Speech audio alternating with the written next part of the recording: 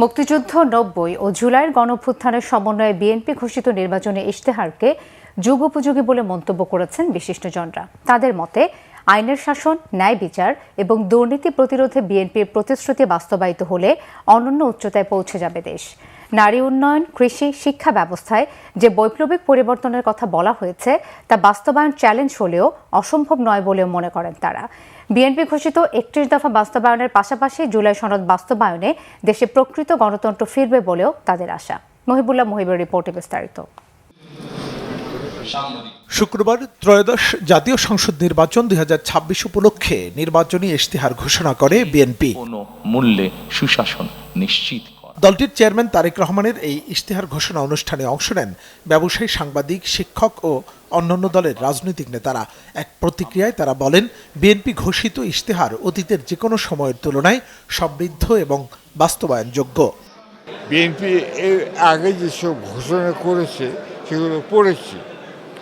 আমি মনে করি যদি সঠিক নেতৃত্ব থাকে, বিশেষত ম্যাডাম খালেদা জিয়ার মতো দূরদর্শী নেতৃত্ব থাকে, তাহলে এই দেশে প্রকৃত গণতন্ত্র প্রতিষ্ঠিত হবে। দেখতে পেয়েছি 2 ঘন্টা ধরে যেই বিস্তারিত কার্যক্রম, স্বপ্ন, পরিকল্পনার কথা তারেক রহমান সাহেব বলেছেন, সেটার মধ্যে অনেক নতুনত্ব আছে, অভিনবত্ব আছে এবং বাস্তবোচিত অনেক কর্মপরিকল্পনার কথা উনি বলেছেন। আমরা সেটা এখন দেখার অপেক্ষায় রইলাম। আমি মনে করি এটা অপ্রত্যাশিত না, জনস্বার্থে, জন আকাঙ্ক্ষার সাথে এটা সম্পৃক্ত। আমরা আশা করব বিএনপি জনগণের ভোটে সরকার গঠন করলে তার অঙ্গীকার পুরোপুরিভাবে পূরণ করবে এবং জনগণও আশায় থাকবে। মুক্তিযুদ্ধের চেতনাকে ধারণ করে জুলাই অভ্যুত্থানের গুরুত্ব স্থান পেয়েছে এই ইশতেহারে। বিশিষ্টজনরা বলছেন, নৈতিক ও প্রযুক্তির সমন্বয়ে আধুনিক বাংলাদেশ বিনির্মাণের রূপরেখা ফুটে উঠেছে বিএনপির ইশতেহারে। ইশতেহারটা খুব ভালো হয়েছে, আমার কাছে ইশতেহারটা খুব ভালো লেগেছে এবং বেশ কিছু দিক নির্দেশনা এখানে আছে। চ্যালেঞ্জ তো অবশ্যই, বাস্তবায়নটাই হবে আসলে মূল চ্যালেঞ্জের বিষয়।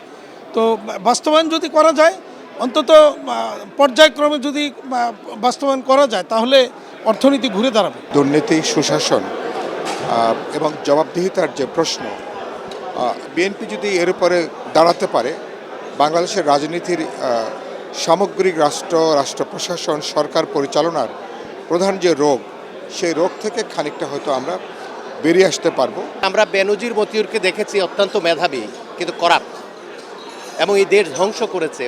অর্ধশত বছরে আমরা লক্ষ্যে পৌঁছাতে পারিনি। ফলে আমরা যদি মেধার সাথে নৈতিকতার সমন্বয় করতে পারি, আমরা যদি ধর্মীয় নীতিবোধ যেগুলো আছে এবং ধর্ম নিরপেক্ষ নৈতিকতার যে জায়গাগুলো আছে, সেই জায়গাগুলোকে আফোর্ড করি, তাহলে আমাদের অর্জনটা টেকসই হবে। আজকের ইশতেহারে এটা আমার খুবই ভালো লেগেছে। জুলাই সনদ বাস্তবায়নের পাশাপাশি বিএনপির 31 দফা বাস্তবায়ন হলে দেশে আর কোনো সরকার স্বৈরাচার হয়ে উঠবে না বলেও মনে করেন বিশেষজ্ঞরা। মহিবুল্লাহ মহিব, বাংলা ভিশন, ঢাকা।